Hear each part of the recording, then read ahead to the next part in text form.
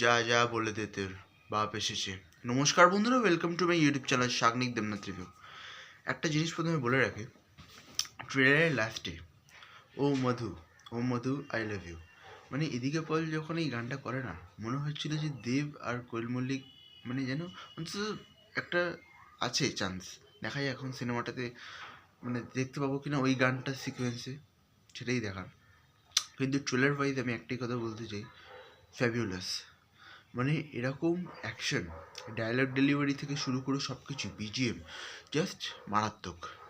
মানে আমরা দেবকে কিন্তু অনেক বছর পর আবার অ্যাকশানে দেখতে পাচ্ছি, প্লাস অনেক পুরনো কাস্ট, নতুন কাস্ট তো রয়েছেই। মানে যিশু সেনগুপ্ত, ইধিকা পাল, দেব, বরখা বিষ্ট, সুমিত গাঙ্গুলি, পার্থ সারথী, আরও অনেকজন।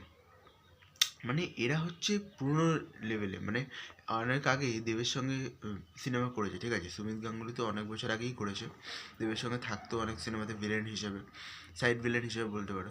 কিন্তু আবার খাদান আমরা যখন দেখতে পাচ্ছি ভিলেন, অ্যাজ এ ভিলেন আবার ফিরছে, মানে অন্য রকম লাগছে।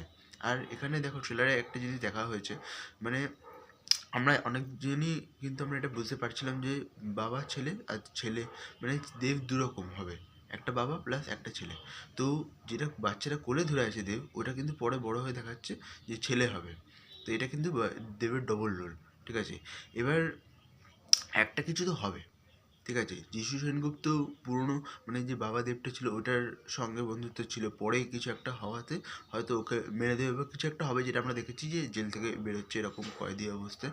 তখন হয়তো ছেলেদেব সেটার একটা মানে কী বলবো, যে কিছু একটা নেবে, ফেসলা করবে পরে, ঠিক আছে, রিভেঞ্জ নিতে পারে।